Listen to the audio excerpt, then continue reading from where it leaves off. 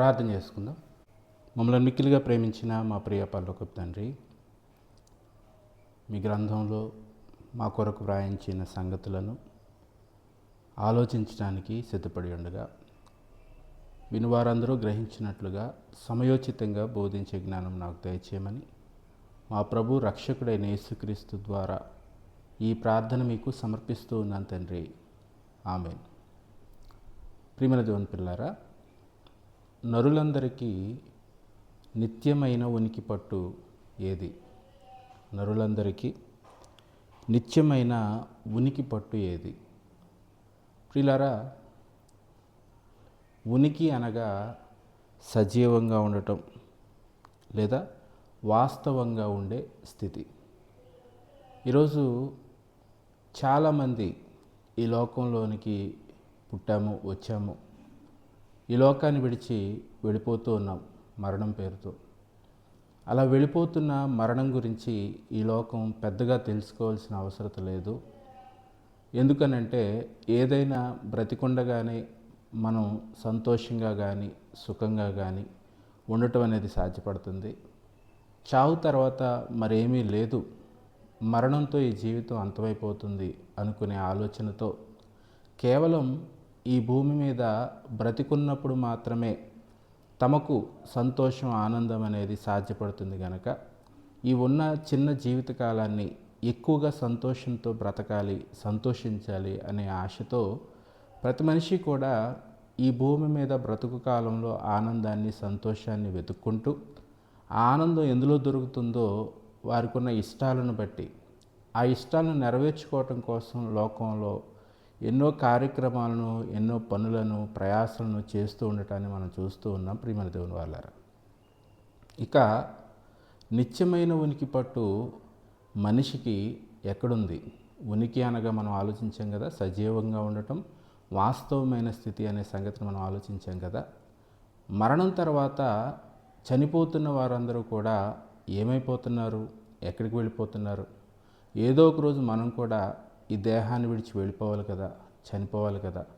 అలా చనిపోయిన తరువాత మన పరిస్థితి ఎలా ఉంటుంది అని ఏ ఒక్కరూ కూడా బ్రతికున్నవారు ఆలోచించకపోవటం కడు శోచనీయం. ప్రియమైన దేవుని వాళ్ళారా, ఈరోజు ఈ మానవాళికి అర్థం కాని మర్మముగాను రహస్యంగాను నేను ఎన్నో సంగతులను బైబిల్ ఏనాడో విశదీకరించి మరి వివరించడం అనేది జరిగింది. కానీ బైబిల్ను ఒక మత గ్రంథంగా ఈ లోకం గుర్తించి కేవలం ఇది క్రైస్తవులు తమ ఆరాధన కొరకు మరి తీసుకుని వెళ్ళే గ్రంథం అనుకుంటున్నారు తప్ప ఇది మహాజ్ఞాన గ్రంథం అనే సంగతిని ఎరుగకపోవటం చాలా విచారం. ప్రియమైన దేవుని వాళ్ళారా, ఒకసారి మనం బైబిల్లో పరిశీలన చేయగలిగితే మరణం అంటే ఏంటి, మరణం తర్వాత మనిషి వెళ్ళిపోతున్న పరిస్థితులు ఏంటి, ఎక్కడికి వెళ్ళిపోతూ ఉన్నారు, ఏమైపోతూ ఉన్నారు అనే విషయాన్ని మనం ఆలోచించగలిగితే ప్రియమైన దేవుని వాళ్ళారా, ముందుగా ప్రసంగి గ్రంథము 12వ అధ్యాయము, ప్రసంగి గ్రంథము 12వ అధ్యాయంలో జ్ఞాని అయిన సొలొమోను గారు ఎన్నిటినో పరిశీలించి ఎన్నిటినో పరిశోధించి ఆయన ఆలోచించి వ్రాసిన మాటలు, దేవుడిచ్చిన జ్ఞానం చేత ఎన్నిటినో పరిశీలించి పరిశోధించి ఆయన చెప్తున్న మాటలు అనుభవపూర్వకమైన మాటలు. ఎలాంటి మాటలు ఆయన రచించాడో మనం బైబిల్లో చూడగలిగితే ప్రియమైన దేవుని వాళ్ళారా, 12వ అధ్యాయము ప్రసంగి గ్రంథము 5వ వచనాన్ని చదువుకుందాం. చూడండి, 5వ వచనంలో మరి మధ్యలో నుంచి నేను చదువుతూ ఉన్నాను, పరిశీలిద్దాం. ఏలయనగా ఒకడు తన నిత్యమైన ఉనికి పట్టునకు పోవుచున్నాడు, వాని నిమిత్తము ప్రలాపించేవారు వీధులలో తిరుగుదురు. ఒకడు తన నిత్యమైన ఉనికి పట్టునకు పోవుచున్నాడు, వాని నిమిత్తము ప్రలాపించేవారు ఎక్కడుంటారట? వీధులలో తిరుగుదురు. ప్రియమైన దేవుని వాళ్ళారా, ఈరోజు ఆయా దేశాలలో ఉన్న సాంప్రదాయాలు, వాళ్ళ యొక్క పద్ధతులు, వీటన్నింటినీ మనం పరిశీలన చేయగలిగితే మన దేశంలో కూడా ఈ అధ్యాయంలో వ్రాయబడిన కొన్ని కార్యక్రమాలన్నీ కూడా మరి మన దేశంలో ఉన్న వారి మత విశ్వాసాలకు సంబంధించిన సాంప్రదాయాలలో భాగంగా ఇవి కనపడతా ఉంటాయి. ఏంటా మాటలు అనే సంగతిని క్రింద మనం చదువుతూ ఉంటే, వెండిత్రాడు విడిపోవును, బంగారు గిన్నె పగిలిపోవును, ధార యొద్ద కుండ పగిలిపోవును, బావి యొద్ద చక్రం పడిపోవును అనే ఈ మాటలన్నీ మనం చూస్తూ ఉంటే ఇవన్నీ కూడా అంత్యక్రియలుగాను ఒక మనిషి చనిపోయిన తర్వాత మన దేశంలో ఉన్న సాంప్రదాయాలను బట్టి సంస్కృతిని బట్టి వారిని దహనం చేసే విషయంలోనూ లేదా అతన్ని సమాధి చేసే కార్యక్రమాల్లోనూ ఇవన్నీ కూడా కనపడుతూ ఉండటం మనం చూస్తూ ఉంటాం. ఇక వీటన్నిటినీ ఎలా చేయాలని ఆలోచిస్తున్నారు కానీ వెళ్ళిపోతున్న చనిపోతున్న వారు ఏమైపోతున్నారనే ప్రశ్న మాత్రం ఏ మనిషికి కూడా కలగకపోవటం విచారం ప్రియమైన దేవుని వాళ్ళారు. పై మాటలో మనం గమనించగలిగితే ఒకడు తన నిత్యమైన ఉనికి పట్టునకు పోవుచున్నాడు అని రాయబడింది. మరణించిన వ్యక్తి ఏమైపోతున్నాడు అని అంటే తన నిత్యమైన ఉనికి పట్టుకెళ్ళిపోతున్నాడట. నిత్యమైన ఉనికి పట్టు అని అంటే నిత్యము ఉండే సజీవంగా లేదా బ్రతికి ఉండే చోటు, నిత్యము బ్రతికుండే స్థలం, నిత్యము వాస్తవముగా నిత్యము ఉండే స్థితి. ఆ స్థితికి చనిపోయిన వారు వెళ్ళిపోతున్నారనే సందర్భాన్ని మనిషి తన మనసులో అర్థం చేసుకోవడం అనేది చాలా అవసరం ప్రియమైన దేవుని వాళ్ళారా. కాదంటారా చెప్పండి?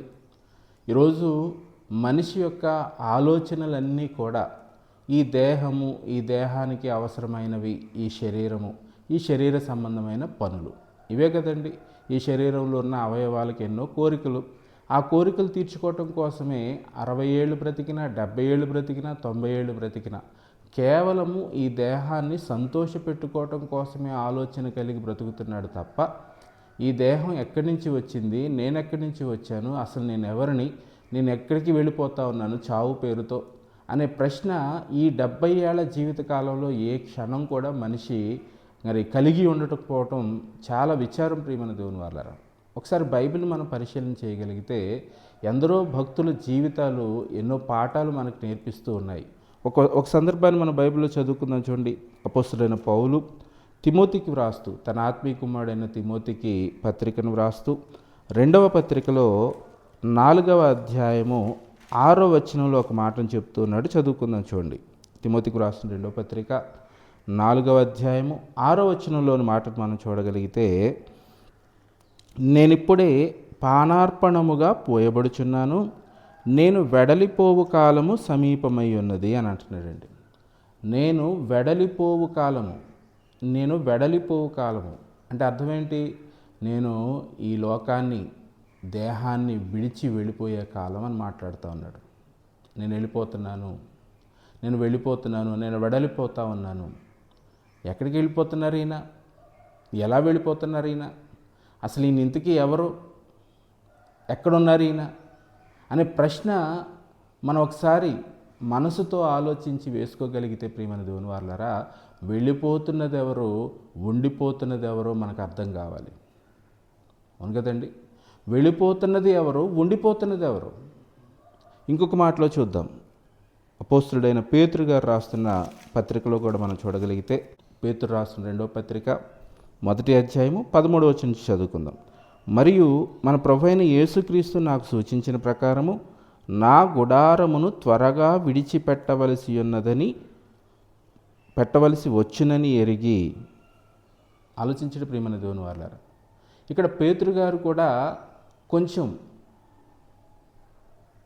మాట్లాడుతున్న ఈ మాటలు మర్మగర్భముగా మాట్లాడుతున్నట్లుగా ఈ మాటలు కనపడతా ఉన్నాయి. ఏమని కనపడతా ఉన్నాయి చూద్దాం చూడండి. మరియు మన ప్రభువైన యేసుక్రీస్తు నాకు సూచించిన ప్రకారము నా గుడారమును త్వరగా విడిచిపెట్టవలసి వచ్చునని ఎరిగి. నా గుడారమును త్వరగా విడిచిపెట్టవలసి వచ్చును అని నేను ఎరిగి అని అంటున్నాడు. ఇంతకీ ఏ గుడారం గురించి పేతురు గారు మాట్లాడుతూ ఉన్నారు, ఏ గుడారం విషయమే ఈయన ప్రస్తావిస్తూ ఉన్నారు అనే సంగతిని మనం ఆలోచించితే ప్రియమైన దేవుని వాళ్ళారా, నేను ఈ గుడారములో ఉన్నంతకాలము ఈ సంగతులను జ్ఞాపకము చేసి మిమ్మును రేపుట న్యాయమని ఎంచుకొనుచున్నాను. నేను ఈ గుడారములో నిలిచి ఉన్నంత కాలము ఈ సంగతులను జ్ఞాపకం చేసి మిమ్మును రేపుట న్యాయమని ఎంచుకొనుచున్నాను అని అంటున్నాడు పేతురు గారు. ఇంతకీ ఏ గుడారంలో ఉన్న సందర్భాన్ని మాట్లాడుతూ ఉన్నారని అంటే, ఈ భూమి మీద మనం ఉండటానికి, నివసించటానికి కట్టుకునే గుడారాలు, ఇళ్ళు, వీటి గురించి మాట్లాడటం లేదు. కానీ ఈయన మాట్లాడుతున్న ఈ గుడారం ఏది అని అంటే, శరీరం అనే ఈ దేహాన్ని శరీరాన్ని గుడారం అని ఆయన పిలుస్తూ ఉన్నాడు ప్రియమైన దేవుని వాళ్ళారా. సహజంగా మనిషి గుడారం ఎందుకు వేసుకుంటాడు? తాను అందులో నివసించడానికి, అందులో అతను ఉండటానికి. అవును కదండి. ఇప్పుడు నేను నివసిస్తున్న గుడారం అని ఆయన నివసించడానికి, పడుకోవటానికి, భోంచేయటానికి, విశ్రాంతి తీసుకోవటానికి నిర్మించుకున్న గుడారం గురించి మాట్లాడటం లేదు. కానీ ధరించుకున్నాను, నేను నివసిస్తున్నానని చెబుతున్న ఈ గుడారం ఏది అని అంటే ఈ దేహం. మనం కూడా కలిగి ఉన్నాం కదా. ఈ శరీరం ఏదైతే ఉందో ఈ శరీరాన్ని ఆయన ఏమని ప్రస్తావిస్తూ ఉన్నాడనంటే గుడారం అని మాట్లాడుతున్నాడు ప్రియమైన దేవుని వాళ్ళారా. ఇదే విషయాన్ని అపోస్తలుడైన పౌలు కూడా కొరింథీయులకు పత్రికను రాస్తూ 2వ పత్రిక 5వ అధ్యాయము 1వ వచనము 3వ వచనంలో ఏమని రాస్తూ ఉన్నాడో చదువుకుందాం చూడండి. కొరింథీయులకు రాస్తున్న 2వ పత్రిక 5వ అధ్యాయము 1వ వచనము అలాగే 3వ వచనం మనం చూడగలిగితే, భూమి మీద మన గుడారమైన ఈ నివాసము అని అంటున్నాడు. భూమి మీద మన గుడారమైన ఈ నివాసము అని మాట్లాడుతూ ఉన్నాడు. ఇంతకీ ఏంటి గుడారము, ఏంటి నివాసము అనే సంగతిని మనం ఆలోచించగలిగితే ప్రియమైన దేవుని వారలారా, ఈ శరీరము అర్థమవుతుందా? ఈ శరీరము శిథిలమైపోతుంది. అవును కదండి. పుట్టినప్పుడు పాల బొగ్గలతోటి చాలా మంచి చర్మము, మంచి ముఖకాంతితోటి బిడ్డలు ఉండటం మనం చూస్తాం. అలా ఎదుగుతూ ఉన్న క్రమంలో యవ్వనప్రాయం వచ్చే వరకు చాలా అందంగా ఉంటారు. యవనంలో నుండి నడిప్రాయం వచ్చేసరికి క్రమక్రమంగా మనిషి దేహం అనేది, ముఖం అనేది వాడిపోవటం ప్రారంభమవుతుంది. ముఖ కవళికలు మారిపోతూ ఉంటాయి. అందం కొంచెం కొంచెం తరిగిపోతూ ఉంటుంది. వృద్ధాప్యం వచ్చేసరికి శరీరం అంతా కూడా శిథిలావస్థకు వచ్చేయటాన్ని మనం చూస్తూ ఉంటాం ప్రియమైన దేవుని వాళ్ళ. అది ఎంత అందగాడైన వారి యొక్క దేహం అయినా సరే, శ్రీదేవి అయినా అలాగే మారిపోయింది, ఐశ్వర్యరాయ్ అయినా అలాగే మారిపోతుంది. ప్రపంచ సుందరి కదండి, అందుకని ఆవిడ గురించి మాట్లాడుతున్నాం. అర్థమవుతుందా ప్రియమైన దేవుని వాళ్ళారా? ఎవరైనా సరే ఈ భూమి మీద వయస్సు మీద పడేసరికి, వృద్ధాప్యంలోనికి వచ్చేసరికి వారి రూపం మారిపోతుంది, శిథిలావస్థకు వెళ్ళిపోవటం మనం చూస్తాం ప్రియమైన దేవుని వాళ్ళారా. అవును కదా. భూమి మీద మన గుడారమైన ఈ నివాసము శిథిలమైపోయినను చేతి పని కాక దేవుని చేత కట్టబడినదియు నిత్యమైనదియునైన నివాసము. చేతితో చేయబడినది కాక దేవుని చేత కట్టబడిందట. ఎలాంటిది నివాసం అనంటే నిత్యమైనదియునైన నివాసము పరలోకమందు మనకున్నదని ఎరుగుదుము అని అంటున్నాడు. ఈ నివాసము శిథిలమైపోయేది, ఈ నివాసము కూలిపోయేది. అవును కదండి. శిథిలమైపోయే నివాసాల్లో ఎవరైనా ఉండటానికి ఇష్టపడతారా? ఇల్లంతా కూడా మనం కట్టుకుంటాం కదండి. ఇల్లు మనం కట్టుకున్న నివాసం క్రాక్లు ఇచ్చేసి బేటలు వారిపోయి స్లాబ్ అంతా ఊడిపోయి కింద పడిపోతూ ఏ రోజు నీది కూలిపోద్దో తెలియదని అనుకునే ఇంట్లో ఎవరు ఉండటానికి ఇష్టపడతారు? మరి ఏం చేయాలి దాన్ని అంటే అది ఖచ్చితంగా ఖాళీ చేయాలి. ఆ తర్వాత ఏం చేయాలి అంటే దాన్ని కూల్ చేయాలి, దాని స్థానంలో మరొక కొత్తది కట్టాలి. ఎందుకనంటే అందులో మనం ప్రమాదం లేకుండా నివసించడానికి అవకాశం ఉంటుంది కనుక. అయితే ఈ దేహం అనే భూమి మీద ఈ గుడారము, ఈ నివాసము, ఈ శరీరం గురించి కూడా దేవుడు మాట్లాడుతూ ఇది శిథిలమైపోయేది, ఇది నాశనం అయిపోయేది, మట్టిలో కలిసిపోయేది. అర్థమవుతుందా? అయితే మట్టిలో కలవనిది, అక్షయమైనది, నిత్యము ఉండే నివాసం కూడా మనందరికీ ఒకటి ఉంది. అది పరలోకంలో ఉందని దేవుడు మాట్లాడుతున్నాడు ప్రియమైన దేవుని వాళ్ళారు. మనమందరం కూడా ఆ నివాసాన్ని ధరించుకోవటానికి ఈ లోకంలో సిద్ధపడాలని దేవుడు చెప్తూ ఉన్నాడు. అర్థమవుతుందా? ఇంతకీ నేను వెడలిపు కాలం వచ్చి ఉన్నది అని పౌలు గారు మాట్లాడిన మాటను చదువుకున్నాం. భూమి మీద నా గుడారంలో నేను నివసించినంత కాలం అని పేతురు గారి మాటలు చదువుకుంటూ ఉన్నాం. ఇక్కడ పౌలు గారు మాట్లాడుతున్న ఈ మాటలో కూడా భూమి మీద ఈ గుడారము మన నివాసం అని మాట్లాడుతున్నాడు. ఇంతకీ ఏది నివాసము, ఏది గుడారం అని అంటే మనం కలిగి ఉన్న, ధరించుకున్న శరీరం. ఈ శరీరం గురించి వాళ్ళు మాట్లాడుతున్నట్లుగా కనపడుతుంది. ఇప్పుడు ఇంతకీ శరీరము గురించి మాట్లాడుతున్న వీళ్ళు వేరు, ఈ శరీరాలు వేరా అనంటే ఖచ్చితంగా శరీరం వేరు, శరీరంలో ఉండే ఆత్మ వేరు ప్రియమైన దేవుని వాళ్ళారా. మనిషి అనగా శరీరము ప్లస్ ఆత్మ. అవును కదండి. ఈ దేహం వేరు, ఈ దేహంలో నివసిస్తున్న నీవు వేరు. అందుకనే ఇందాక మనం చదువుకున్న మాటలో నేను వెడలిపోవలసిన కాలం అని అంటున్నాడు పౌలు గారు. నేను ఈ గుడారము త్వరగా విడిచిపెట్టవలసి అని అంటున్నాడు పేతురు గారు. అర్థమవుతుందా? ఇంతకీ విడిచిపెట్టేది వారు ధరించుకున్న శరీరం, వెళ్ళిపోతున్నది వాళ్ళు వెళ్ళిపోతున్నారు, దీన్ని విడిచి వెళ్ళిపోతున్నారు వాళ్ళు. అంటే విడిచి వెళ్ళిపోయేది ఆయన, విడిచిపెట్టేది శరీరం. ఈ శరీరాన్ని ఏమంటున్నాం? శవం అని అంటున్నాం. ఏమంటే ఆత్మ లేని, ప్రాణం లేని దేహాన్ని ఈ లోకం ఏమంటుంది? శవం అని అంటుంది. మరి ఈ శవం ఎవరికైనా పనికొస్తుందా? ఈ శవంతో ఎవరికైనా పని ఉంటుందా అనే విషయాన్ని మనం ఆలోచిస్తే, ఈ భూమి మీద దేని గురించి మనం ఆలోచించినా చనిపోయిన తర్వాత దానికి ఎంతో కొంత ధర అనేది ఉండటం మనం చూస్తాం. ఈ మధ్య ఒక వీడియో వైరల్ అవుతూ వచ్చింది కదండి. ఒక చేప చనిపోయినా దానికి ఎంతో కొంత రేట్ ఉంటుంది, అవును కదా. అలాగే ఈ ప్రకృతిలో ఉన్న ప్రతి దానికి ఏదో ఒక ప్రయోజనం అనేది మరణించినా కానీ చనిపోయినా కానీ ఉండటం మనం చూస్తాం. ఒక చెట్టు చచ్చిపోయింది అనుకోండి, దాని కాండాన్ని ముక్కలు చేసి దాన్ని కలప కింద వాడతారు, పొయ్యిలో పెట్టుకోవడానికి వినియోగిస్తారు, అవును కదా. ఇలా ప్రతి వస్తువుని కూడా అది చనిపోయినా కానీ దాన్ని పారవేయకుండా భద్రపరిచి వినియోగించుకోవటం మనం చూస్తూ ఉంటాం. కానీ మనిషి చనిపోయిన తర్వాత ఈ దేహం ఏ ఒక్కరికి అవసరం లేదు, ఇది కేవలం నిష్ప్రయోజనమైనది అనే విషయం మనకు కనపడతా ఉంది. అదే యేసుక్రీస్తు ఈ లోకానికి వచ్చి బోధించిన సందర్భాన్ని మనం చూడగలిగితే, యోహాను సువార్త 6వ అధ్యాయం 3వ వచనంలో, ఆత్మయే జీవింప చేయుచున్నది, శరీరము కేవలము నిష్ప్రయోజనమైనది అని చెప్పారు. శరీరం ఎలాంటిదట? కేవలము నిష్ప్రయోజనమైనది. అంటే ఎందుకు ఉపయోగపడనిది, ఎందుకు ప్రయోజనం లేనిది. మరి ఏది పనికొచ్చేది, ఏది ప్రయోజనకరమైనది అంటే ఆత్మనగా ఎవరనంటే, ఇదిగో ఈ దేహాలలో ఉండి మాట్లాడుతున్న నేను, ఈ మాటలు వింటున్న మీరు, ఈ ప్రకృతిని అంతటినీ, ఈ ప్రపంచాన్ని అంతటినీ తిరుగుతూ చూస్తూ అనుభవిస్తున్న వారెవరైతే ఉన్నారో వారే ఆత్మలు.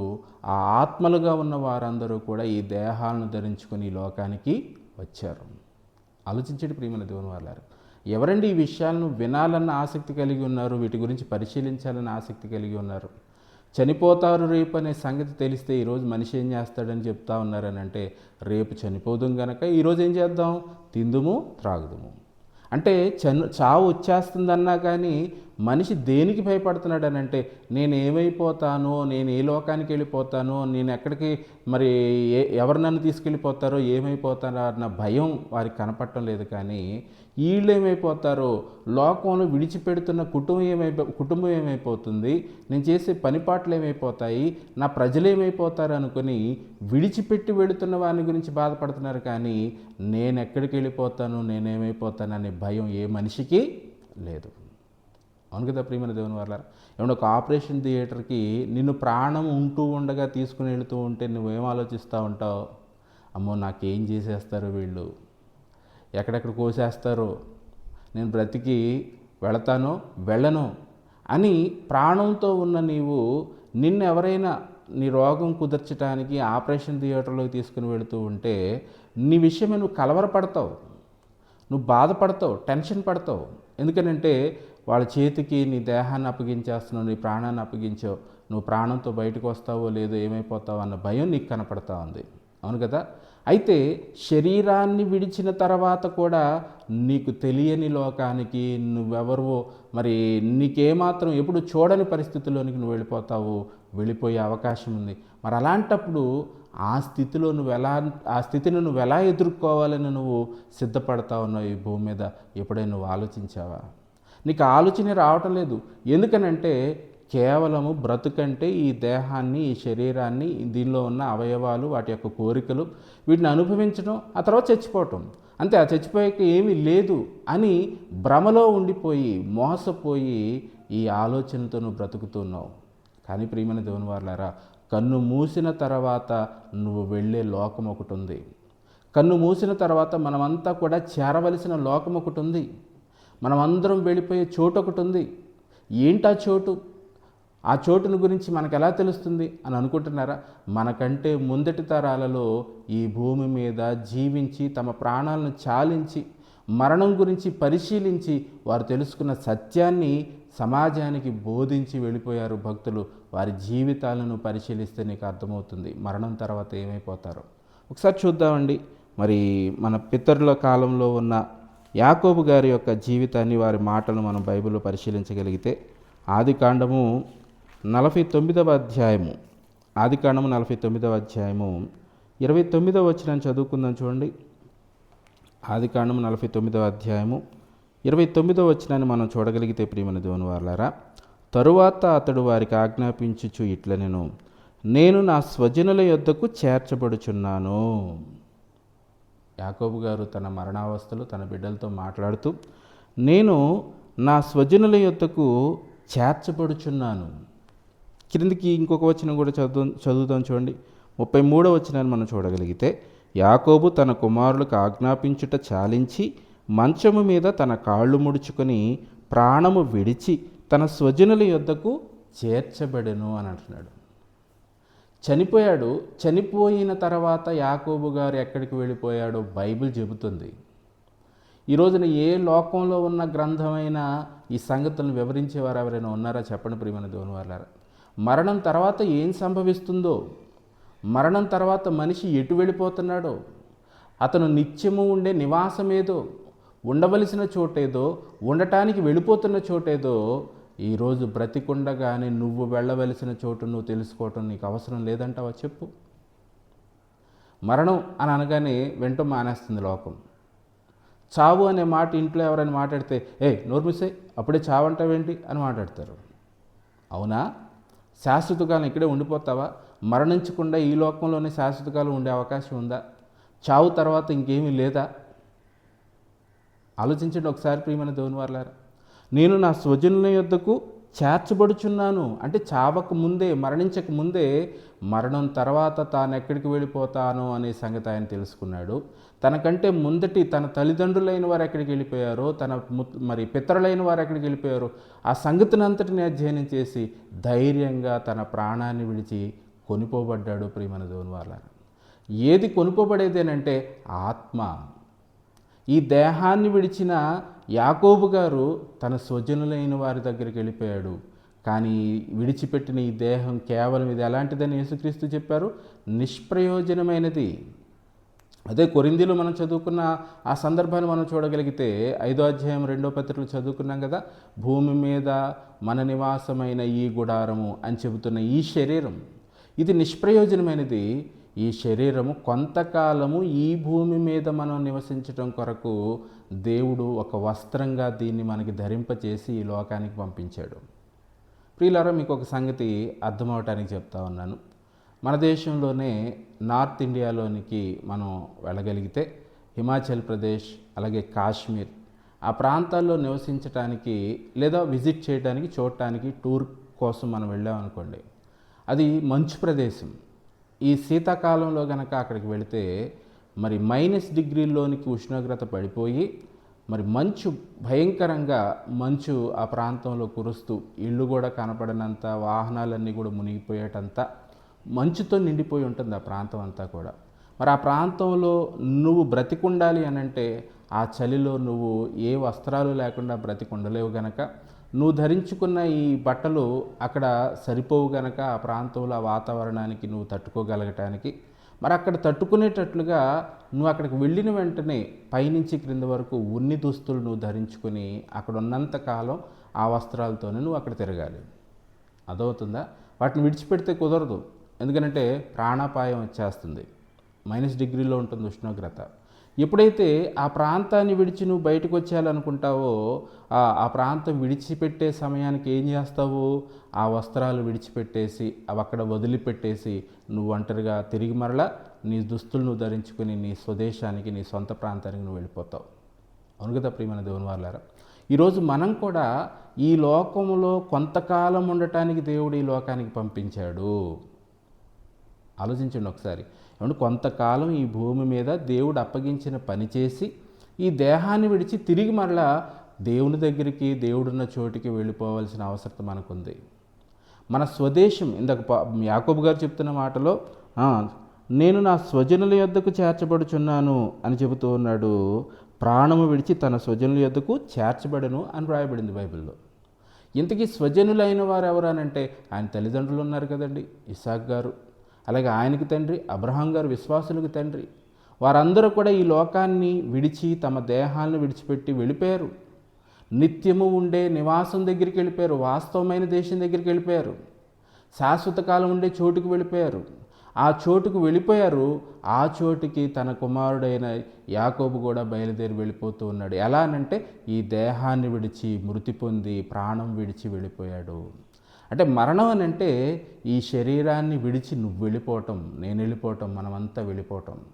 ఎక్కడికి వెళ్ళిపోతాం, ఏ చోటుకి వెళ్ళిపోతాం అనే విషయాన్ని మనం ఆలోచిస్తే మనము నిత్యము ఉండే నివాసము, మన శాశ్వత జీవం, మన శాశ్వత నివాసం దగ్గరికి మనం వెళ్ళిపోతాము. మనకి శాశ్వత నివాసం ఉందా? ఆలోచించండి ఒకసారి. మనం శాశ్వత కాలం ఉండేవారమా? శాశ్వతం నివసించేవారమా? శాశ్వతం నివసించేవారమైన మనకు ఒక నివాసం ఉందా? ఎక్కడుంది? ఏ లోకంలో ఉంది? అర్థమవుతుందా ప్రియమైన దేవుని వాళ్ళారా? ఆ సంగతిని బైబిల్ మాత్రమే చెప్పగలదు తప్ప ఈ లోకంలో ఏ గ్రంథము చెప్పలేదు. చూస్తే బైబిల్లో ద్వితీయోపదేశకాండము 33వ అధ్యాయం, ద్వితీయోపదేశకాండము 33వ అధ్యాయము 27వ వచనం చదువుకుందాం. చూడండి ప్రియమైన దేవుని వారలారా. ద్వితీయోపదేశకాండము 33వ అధ్యాయము 27వ వచనాన్ని బైబిల్లో నుంచి మనం చూడగలిగితే ఏమని రాయబడిందో చదువుకుందాం. చూడండి 33వ అధ్యాయం 27వ వచనం, ద్వితీయోపదేశకాండం. శాశ్వతుడైన దేవుడు నీకు నివాస స్థలము అని అంటున్నాడు. శాశ్వతుడైన దేవుడు నీకు నివాస స్థలము, నివాస స్థలము, నిత్యమైన ఉనికి పట్టు అంటే శాశ్వత కాలం ఉండే వాస్తవమైన చోటు, సజీవంగా ఉండే చోటు. ఏది అని అంటున్నాడంటే దేవుడు ఇక్కడ శాశ్వతుడైన దేవుడే నీకు నివాస స్థలము. అంటే దేవుడైనా మన నివాస స్థలము. దేవుడు మనకి నివాస స్థలం ఎలా అవుతాడు? ఆలోచించండి ఒకసారి. నరులందరికీ నిత్యమైన ఉనికి పట్టు దేవుడా. మనమంతా దేవుని దగ్గర నుంచి వచ్చామా? దేవుడున్న దగ్గరికి మనం వెళ్ళిపోతున్నామా? అవును ప్రియమైన దేవుని వారలారా. ఈరోజు ఈ సంగతి ఏ నరుడు కూడా ఎరుగక కేవలము ఈ 3 నాళ్ల ముచ్చటైన ఈ చిన్న జీవిత కాలంలో మోసపోయి ఈ శరీర మాయలో పడిపోయి దీని ఇష్టాలు కోరికలు నెరవేర్చుకోవటం కోసం తన జీవితాన్ని బలి చేసుకుని కన్ను మూసిన తర్వాత తాను వెళ్ళవలసిన చోటేదో, తాను ఎక్కడి నుంచి వచ్చాడో, ఎక్కడికి వెళ్ళిపోవాలనే సంగతిని మరిచిపోయి. చూద్దామా హెబ్రీలకు రాసిన పత్రిక. అపోస్తలుడైన పౌలు హెబ్రీలకు రాస్తూ 11వ అధ్యాయము 15వ వచనంలో చెప్పబడిన మాటను మనం ఒకసారి చూడగలిగితే ప్రియమైన దేవుని వారలారా, 11వ అధ్యాయము 15వ వచనం చదువుకుందాం. చూడండి హెబ్రీలకు రాసిన పత్రిక 11వ అధ్యాయం 15వ వచనం. వారు ఏ దేశము నుండి వచ్చిరో ఆ దేశమును జ్ఞాపకమందుంచుకొన్న ఎడల మరలా వెళ్ళుటకు వారికి వీలు కలిగి ఉండును. అంతే కదండి. వారు ఏ దేశం నుండి వచ్చారో ఆ దేశమును జ్ఞాపకమందుంచుకున్న ఎడల మరలా వెళ్ళుటకు వారికి వీలు కలిగి ఉండును. ఈరోజు ఎన్నో ప్రయాణాలు మనం చేస్తూ ఉంటాం. ఏదైనా ఒక కొత్త ఊరు, కొత్త గ్రామానికి మనం వెళుతూ ఉన్నాం అనుకోండి. మనం వెళ్ళేటప్పుడే రిటర్న్ రావాలి కనుక కొన్ని గుర్తులు పెట్టేసుకుంటాం. ఈ రూట్ జ్ఞాపకం పెట్టుకో, మరలా ఇటే రావాలి మని. ఇదిగో ఇక్కడ ఈ గుడి ఉంది కదా, ఇది జ్ఞాపకం పెట్టుకుందాం. అక్కడ బ్యాంక్ ఉంది చూడండి, ఈ టర్నింగ్ దగ్గర ఇక్కడ ల్యాండ్ మార్క్ ఇది ఉంది అనుకుని ఎటు నుంచి వచ్చామో తిరిగి మరలా ఆ రూటు, ఆ గుర్తులు గుర్తుపెట్టుకుని వెనక్కి తిరిగి మన ఇంటికి మనం వెళ్ళిపోతాం. ఇప్పుడు ఈ లోకంలోనికి ఎక్కడి నుంచి వచ్చాం మనం? ఏ చోటు నుండి వచ్చాం? ఏ చోటు నుండి వచ్చామని మాట్లాడుకుంటున్నామని అంటే పుట్టక ముందు కూడా మనం ఉన్నామన్న సంగతి మనకు అర్థం కావాలి. అవును కదండి. మనం ఈ లోకంలోనికి ఎక్కడి నుంచి వచ్చాం, మన చోటేది అనే విషయాన్ని మనం ఆలోచిస్తే ప్రసంగి గారే మంచి మాటను రాశారు. మరి ప్రసంగి గ్రంథం 12వ అధ్యాయము 7వ వచనంలోని మాటను మనం ఒకసారి చూడగలిగితే ప్రియమైన దేవుని వారలారా, చావు తర్వాత జరిగే సంభవాన్ని గురించి మరి సొలొమోను గారు వ్రాస్తూ, మన్నైనది వెనుకటి వలనే మరలా మంటికి చేరును అని అంటున్నాడు. ఇది మనం చూస్తున్నాం కళ్ళతో.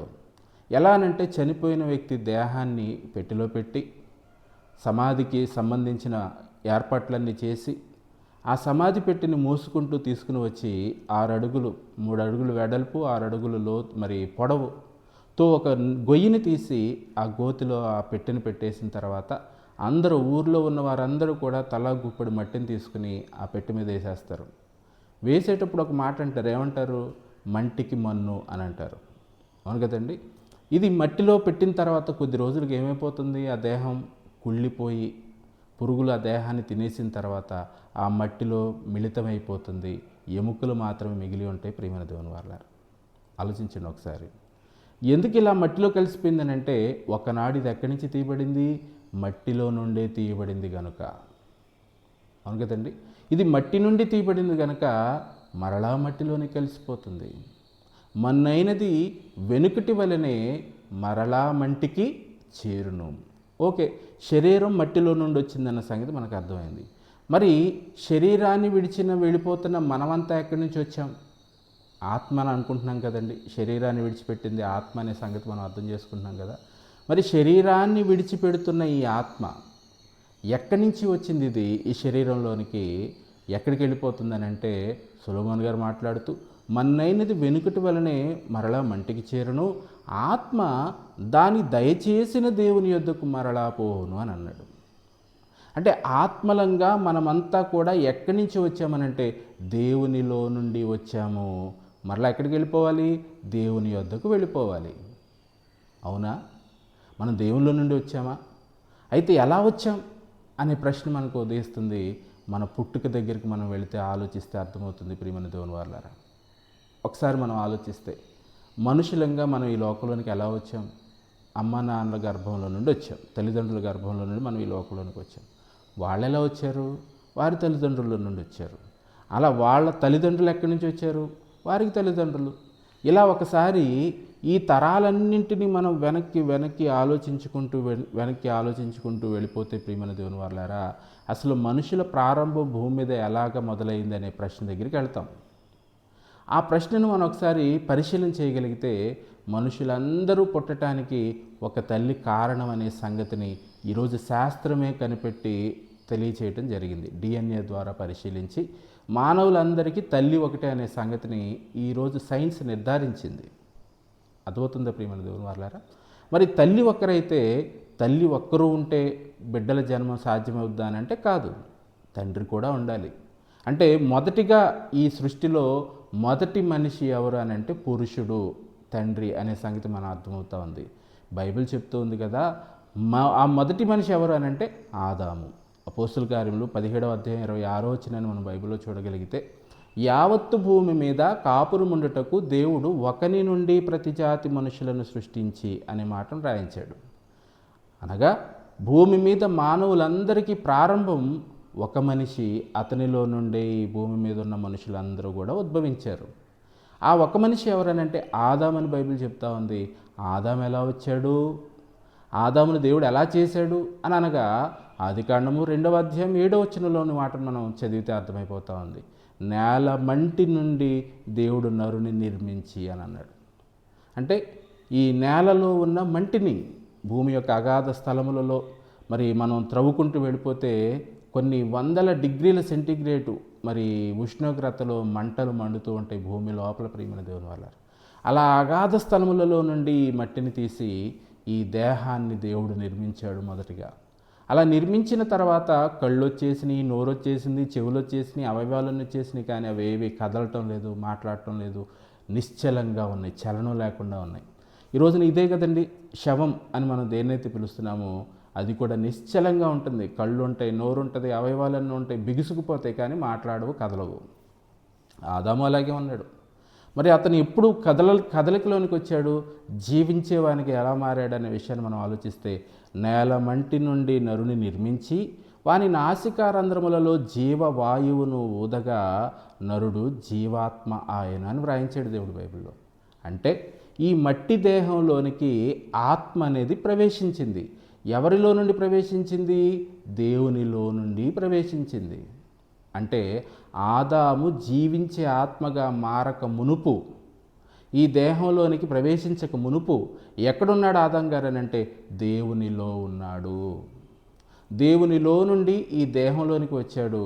ఈ దేహంలో నుండి ఆయా తల్లిదండ్రుల గర్భాలలో నుండి దాటుకుంటూ ఈ రోజున మనం ఈ తరంలో ఈ దేహాలతో ఈ భూమి మీదకి వచ్చాం.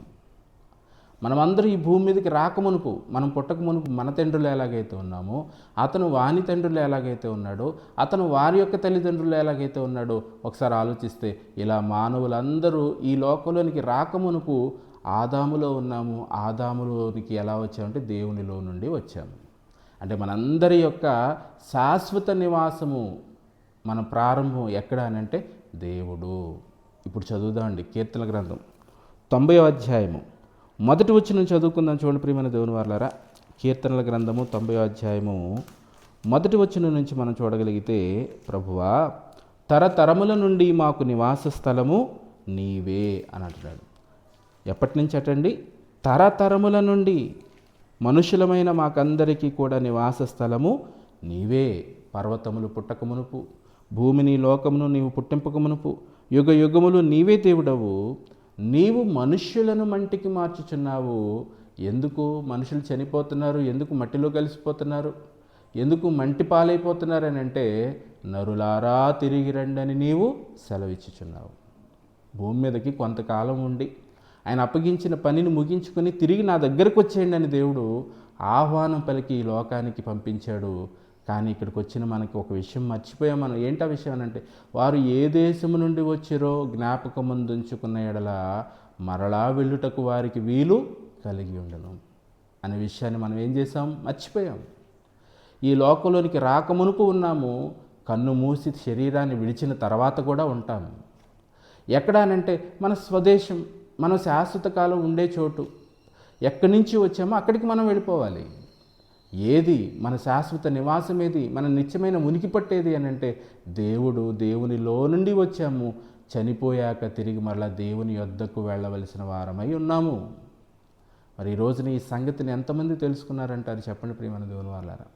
చావు తర్వాత కూడా మనం ఉంటామని, మరణం తర్వాత కూడా ఉండవలసిన వారమని, అలా వెళ్ళిపోతున్న మనం దేవుని యొద్దకు వెళ్ళాలి అనే సంగతిని భూమి మీద జ్ఞాపకం ఉంచుకుంటేనే కదండి వెళ్ళగలం. అంతే కదండి. ఏదైనా ఊరు మనం వెళ్ళేటప్పుడు ఏ రూట్లో వెళ్ళామో మనం జ్ఞాపకం పెట్టుకోకపోతే తిరిగి మళ్ళీ ఆ రూట్లో ఎలా వస్తాం? తెలియకుండా ఏయో రూట్లో వెళ్ళిపోతాం, తెలియని చోటుకి వెళ్ళిపోతాం. అర్థమవుతుందా ప్రియమైన దేవుని వాళ్ళారా? మనందరము ఈ లోకానికి రావటానికి ముందున్న చోటు ఒకటే, పరలోకము, దేవుని యొక్క నివాసము. మరి ఆ లోకాన్ని విడిచిన మనం శరీరాలతో ఇక్కడికి వచ్చి, మనం ధరించుకునే ఈ శరీరాన్ని విడిచి, ఈ దేహాన్ని ఖాళీ చేసి శాశ్వత కాలం ఉండే చోటైన, నిత్యమైన ఉనికి పట్టైన దేవుని దగ్గరికి వెళ్ళాలి. కానీ ఆ దేవుని దగ్గరికి వెళ్ళాలన్న సంగతిని మరిచి, ఈ భూమి మీద మరణం తర్వాత ఇంకేమీ లేదనుకొని ఇష్టానుసారంగా బ్రతికి చనిపోతున్న వారందరినీ కూడా కన్ను మూసిన మరుక్షణం ప్రశ్నించడానికి దేవుడు సిద్ధంగా ఉన్నాడు. ఏమని ప్రశ్నిస్తాడు? నీకు 60 ఏళ్ళు ఇచ్చాను, నీకు 70 ఏళ్ళ జీవితకాలం ఇచ్చాను. ఈ 70 ఏళ్ళ జీవితకాలంలో నేను నీకు అప్పగించిన పనేంటి? నువ్వు చేసిన పనేంటి? చివరిగా వచనం చూద్దామా? రోమపత్రిక 2వ అధ్యాయము 6వ వచనం 7వ వచనం చదువుకుందాం. చూడండి ప్రియమైన దేవుని వారలారా, రోమిలకు రాసిన పత్రిక అపోస్తలుడైన పౌలు గారు 2వ అధ్యాయము 6వ వచనం 7వ వచనంలోని మాటను మనం చూడగలిగితే, ఆయన ప్రతి వానికి వాని క్రియల చొప్పున ప్రతిఫలమిచ్చును. ఈ భూమి మీద నువ్వు కష్టపడ్డావు, ప్రయాసపడ్డావు, పనిచేసావు కదా. ఏమి ఆశించి నువ్వు పనిచేసావో, ఎవరి కోసం పనిచేసావో, అలా నువ్వు చేసిన పనిని బట్టి నీకు ప్రతిఫలం దక్కాలి కదా. అవును కదా ప్రియమైన దేవుని వారలారా? ఆయన కూడా పని నిమిత్తం పంపించాడు. ఆయన కొరకు పనిచేసి ఈ లోకాన్ని విడిచిపెట్టావా? లేదా నీ శరీరం మాయలో పడిపోయి నీ కోరికలు తీర్చుకోవటం కోసం నీ ఇష్టానుసారంగా ఈ దేహాన్ని వినియోగించి, ఈరోజు లోకంలో మనుషులను చూస్తూ ఉంటే దేవుడిచ్చిన ఈ అవయవాలను, దేవుడిచ్చిన ఈ దేహాన్ని ఎలా వాడుతున్నారో, ఎలాగ పాడు చేస్తున్నారో, ఎంత భయంకరమైన క్రూరమైన పనులు చేస్తూ ఉన్నారో లోకంలో మనం చూస్తూ ఉన్నాం ప్రియమైన దేవుని వాళ్ళారా. మరి దీనికి శిక్ష లేదా? కొంతమంది చేసే పనులకైతే వాడిని, మరి ఆడు చేసిన పనికి తగ్గట్లుగా వాడిని శిక్షించడానికి ఈ లోకంలో సరైన శిక్షలు లేవండి. ఎంత క్రూరమైన మారణకాండ సృష్టిస్తూ ఉన్నాడు మనిషి ఈ లోకంలో చెప్పండి. మనం ఆ మధ్య చూసాం కదండి, ఒక చెల్లి మరి నోట్లో యాసిడ్ పోసేసి తల మీద మరి కొట్టేసి, ఏంటి ఆ భయంకరమైన చేష్టలు ఏంటి చెప్పండి? వీడిని ఎలా శిక్షించాలి? వీడు చేసిన ఈ పనికి ఎలాంటి శిక్ష పడాలంటారు చెప్పండి? ఏ శిక్ష ఉండదు, ఈ లోకంలో ఏ నేరం చేసిన శిక్షను తప్పించుకుని నేను బ్రతికేస్తాను అని అనుకుంటున్నాడు. నిజమే, ఈ లోకంలో తప్పించుకునే అవకాశం ఉందేమో మనకు తెలియదు. కానీ ఈ లోకంలో నువ్వు చేసిన ప్రతి పనికి కన్ను మూసిన తర్వాత శరీరాన్ని విడిచి నువ్వు వెళ్ళిపోతున్నావు, శరీరం విడిచిపెట్టి నువ్వు వెళ్ళిపోతున్నావు. నీకు శిక్ష లేదని అనుకుంటున్నావు, చనిపోతే నన్ను ఎవరు అడగలేరని అనుకుంటున్నావు, చావు తర్వాత నేనేమి ఉండనేక ఉనికిలో ఉండనని నువ్వు అనుకుంటున్నావు. లేదు, పొరపాటు పడుతున్నావు. శరీరాన్ని విడిచిన తర్వాత నువ్వేమీ అయిపోవు, నువ్వు అలాగే ఉంటావు. నువ్వెవరు అనుకుంటున్నావు? ఆత్మవు. ఆత్మకు చావు ఉండదు, ఆత్మకు మరణం ఉండదు. అది నాశనం కానిది, అది నశించిపోలేనిది, అది అక్షయమైనది కాదు, అది అక్షయమైనది. కనిపించని మహాశక్తి అది. ఆ శక్తికి నాశనం ఉండదు, ఆ శక్తికి జ్ఞాపకం ఉంటుంది, ఆ శక్తికి తెలివి ఉంటుంది, ఆ శక్తికి బాధ ఉంటుంది, సంతోషం ఉంటుంది. అయితే భూమి మీద నువ్వు చేసిన ఈ భయంకరమైన పాపక్రియలన్నింటి కొరకు నీ ఆత్మ నాశనానికి, శిక్షలోనికి వెళ్ళిపోయే అత్యంత ప్రమాదకరమైన స్థితి ఉంది. నువ్వు కేవలం భూమి మీద ఈ చిన్న వాటికి నువ్వు భయపడుతున్నావు. కానీ కన్ను మూసిన తర్వాత నువ్వు భూమి మీద శరీరంతో చేసిన ప్రతి పని కొరకు, నువ్వు దేహంతో చేసిన ప్రతి పని విషయమై నిన్ను తీర్పులో నిలవబెట్టి నిన్ను శిక్షించడానికి కన్న తండ్రి అయిన దేవుడు సిద్ధంగా ఉన్నాడు. ప్రియమైన దేవుని వారలారా, ఇప్పటికైనా ఆలోచిస్తారా? ఈ దేహంలో బ్రతికున్నంత కాలం దేవుని పని చేయాలని, దేవుడు అప్పగించిన కార్యక్రమాలు చేయడానికి దేవుడు ఈ శరీరాన్ని ఇచ్చాడని, ఇందులో నివాసం మనం ఉంటున్నామని, ఇది ఖాళీ చేసి మనం నిత్యము ఉండే చోటుకి వెళ్ళిపోవలసి ఉన్నదని, మన నివాసము దేవుడని, ఆయన దగ్గరికి వెళ్ళాలని అంటే ఆయన అప్పగించిన పనిని సంపూర్తి చేస్తేనే వెళ్ళగలమనే సంగతి నువ్వు అర్థం చేసుకోగలిగితే నీ బ్రతుకులో చాలా మేలు. ఇంకా మరిన్ని విషయాలు, ఎందుకు వచ్చావో, ఏ పని నిమిత్తం వచ్చావో అనే సంగతి నువ్వు తెలుసుకోవాలనుకుంటే బైబిల్ చదువు. ఎన్నో మాటలు అనేకులు బోధిస్తూ ఉన్నారు, వారు బోధించే ఆ మాటలన్నిటిని విను, పరిశీలించు. బ్రతికుండగానే నీ బ్రతుకు పరమార్థాన్ని తెలుసుకొని చావు తర్వాత నువ్వు ఎదుర్కోబోయే ఆ పరిణామాలన్నింటి కొరకు ఇక్కడే సిద్ధపడే అవకాశం నీకు బైబిల్ చదివితే దొరుకుతుంది. ప్రార్థన చేసుకుందాం.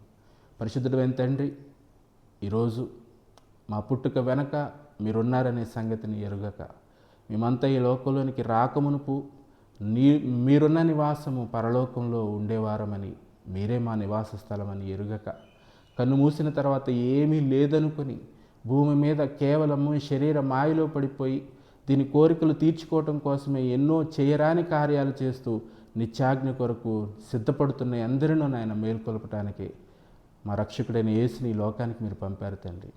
ఎన్నో సంగతులు ఆయన ద్వారా మీరు మాకు బోధించారు. పరిశుద్ధాత్మ ద్వారా ఎన్నో మహాసంగతులు మీరు వ్రాయించారు. ఆ సంగతులన్నింటినీ ఎందరో భక్తులు బోధిస్తూ ఉన్నారు. ఎందరో బోధిస్తున్న ఈ మాటలు వెనుక పెడచెవిని పెట్టి నిత్యాగ్నికి జారిపోతున్న వారెందరో తండ్రి, ఈ మాటలు కొందరినైనా ఆలోచింపచేసి మీరున్న లోకం కొరకు సిద్ధపడులాగున ఈ మాటలు విన్న ప్రతి ఒక్కరూ నాయన మేల్కొల్లినట్లుగా సహాయం చేయమని కోరుతూ మా ప్రభు రక్షకుడైన యేసుక్రీస్తు ద్వారా ఈ ప్రార్థన మీకు సమర్పిస్తూ ఉన్నాను తండ్రి. ఆమేన్. అందరికీ వందనాలు.